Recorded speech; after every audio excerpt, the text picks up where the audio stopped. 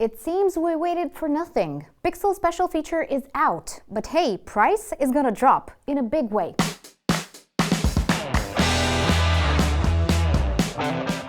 Hi guys, Alina here. Welcome back to Need to Know. Wondering what the strangest phone of 2020 is gonna be? If you ask us, that's probably gonna be Pixel 5. The more time passes and leaks show up, the more questions we have. Like, why is Google ditching Pixel's best feature and main differentiator? You're probably thinking, what? Are we talking about photography feature, something low-light camera related? Well, no. I know Pixel phones are famous for their camera power and software muscles, but it's not that. I'm actually talking about Motion Sense, the feature based on their special SOLI radar. This is a thing they spent years developing and proudly brought up last year. Project SOLI, even the name carried some weight. I mean, when a company like Google spends years of research and tests to bring you a new feature, you listen. You get excited, especially with bold promises like Google's yearly demos made. A radar capable of tracking every twitch of your hands from 49 feet away. It's almost a Jedi thing, with the phone not really close to you, not in sight. Instead, what we got with the Pixel 4 was gesture control, Motion Sense. Yes, like the gesture control we saw at LG. Waves and movements above the display, not from feet away. True, it did make face unlock a lot easier and faster.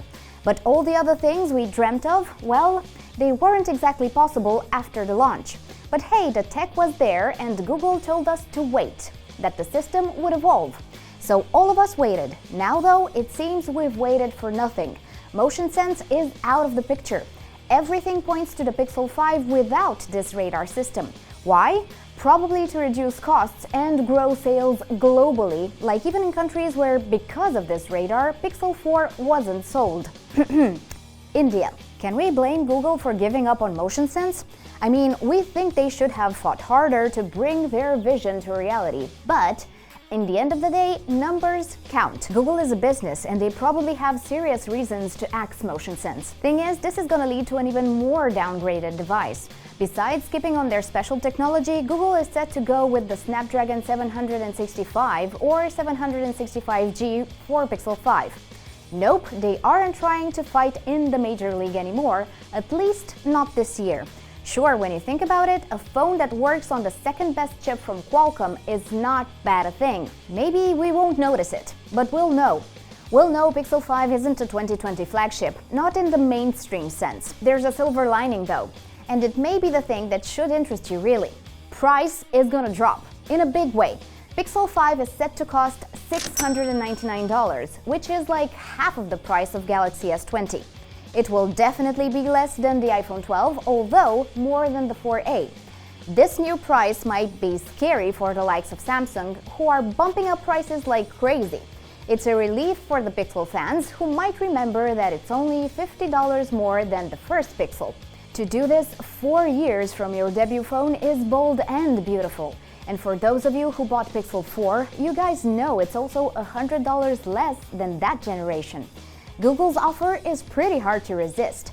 But if you're not as easily convinced by our low price, if you're like us, like the TechTheLead team, looking at specs and behind-the-scenes stuff just before buying a phone, you'll want to hear this. Pixel 5 is going to be light years ahead of iPhone 12. At least when it comes to fast voice transcription. Guys, I don't know if you've seen it, but Pixel 2 puts the iPhone 11 Pro to shame at that.